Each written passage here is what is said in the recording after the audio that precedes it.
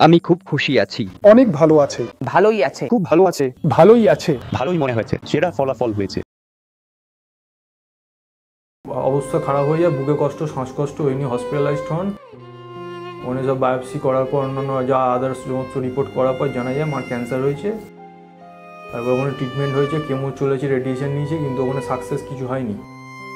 তাই এখানে আসার পর থেকে মাথাবি করতে পারে মোটামুটি। পেশেন্টের নাম হচ্ছে দীপা চক্রবর্তী, আমার নাম হচ্ছে মলয় চক্রবর্তী। পেশেন্ট আমার সম্পর্কে মা হন। আর মার নভেম্বর মাসে খুব অবস্থা খারাপ হয়ে যায়, বুকে কষ্ট, শ্বাসকষ্ট, ওই নিয়ে হসপিটালাইজড হন। তারপর ওখানে রিপোর্ট করা হয়, ওখানে ক্যান্সার সাসপেক্ট করা হয়। তারপর আমি হসপিটালে নিয়ে যাই, অন্য হসপিটালে সরিয়ে ওখানে সব বায়োপসি করার পর অন্যান্য যা আদার্স সমস্ত রিপোর্ট করার পর জানা যায় মার ক্যান্সার হয়েছে। তারপর ওখানে ট্রিটমেন্ট হয়েছে, কেমো চলেছে, রেডিয়েশন নিয়েছে, কিন্তু ওখানে সাকসেস কিছু হয়নি। আমার যুগটা আরো বেড়ে গেছে। ওখানে আমি ইউটিউবে দেখার পর এখানে প্লেসটা পাই, এখানে পেশেন্টের ফিডব্যাক দেখি খুবই ভালো, তো এখানে আসি ওই জন্য।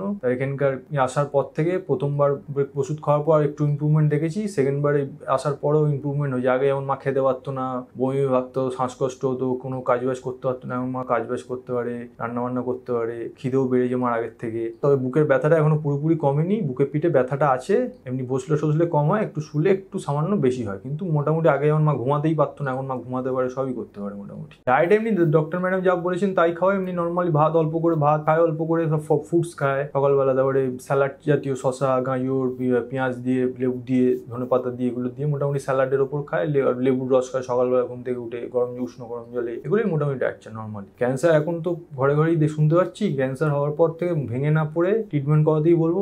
আমি মনে করি মেডিসিনে প্রচন্ড সাইড এফেক্টের পেশেন্ট খুবই কষ্ট পায়, কারণ আমি নিজে তার ভুক্তভোগী। আমি বলবো তাদেরকে আয়ুর্বেদাতেই আসতে, এবং আয়ুর্বেদিক এখানকার মেডিসিন নেওয়ার জন্য সাজেস্ট করবো। এখানে মেডিসিনের কোনো সাইড এফেক্ট নেই, এবং এখানে পেশেন্ট এই মেডিসিন খেলে খুবই ভালো থাকবে, এবং মানে যে কিওরটা থাকে ওটা বেশি, এখানে অ্যাডভান্টেজটা বেশি পাওয়া যায়।